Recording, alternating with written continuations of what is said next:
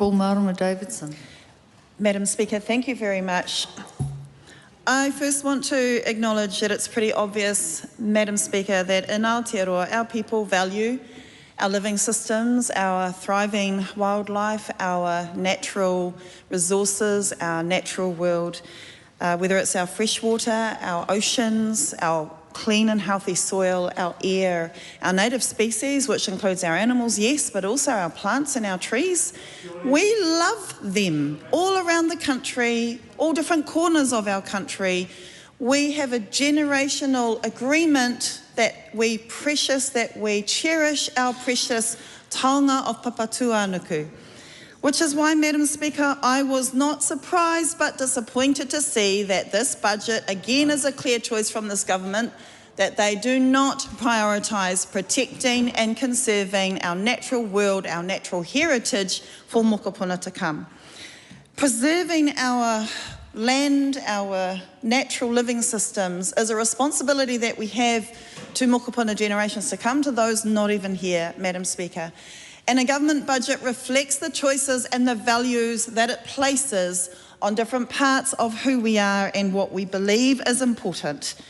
So this budget is absolutely putting nature further at risk. And if I can, Madam Speaker, we are talking about Budget 2025, but I think it's relevant to also note that no budget sits in an isolated self, that we also note the funding cuts to the Department of Conservation from Budget 2024. Hopefully, we'll have seen that in this budget then it recognises the massive pressure that our Department of Conservation are having to withstand, and will have seen more investment into protecting and conserving nature. But instead we saw more cuts, Madam Speaker, and I will go quickly over some of the cuts, but the impact of the cuts and the ongoing cuts that we are seeing from this government means that currently we have 4,000 precious native species at risk of extinction, and the cuts to the work to protect them means that we are going to end up saying goodbye to some of, and this is the only country where they are, some of our own native species. Once a species is gone, that's it. We cannot reverse extinction. One would think that every government places at its heart a priority to at least protect our native species. And what we have seen instead in this government's budget, even just 2025, with things like closing the Mātauranga Kura Taiao Fund, closing the Nature Heritage Fund, ending the discretionary Treaty of Waitangi grant payments for conservation, which was already measly, where iwi and hapu already uphold incredible generosity, disestablishing, oh my goodness, predator-free, a cut of $12.6 million to one of the most successful community-led initiatives, one that I know national governments have stood in communities and heralded over success of governments as well. But a massive cut to that, the closure of the Crown Land Acquisition Fund, the reduction in policy services,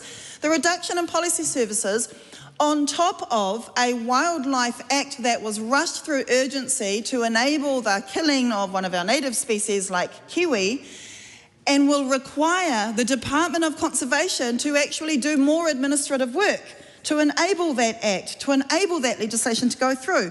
But instead we are seeing more cuts to the back rooms of the people who actually need to do the extra work. So, Madam Speaker, these are choices, these are values that any government highlights, and I am proud to say to New Zealanders that we should be investing further in protecting our environment rather than cutting, that the Greens in government managed to secure the largest investment in conservation ever.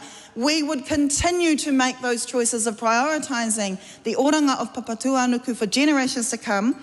Those are the choices that the Greens have always been clear about, have got a successful record on in securing. That is the differentiation that we are clear to the people of this country that we care about.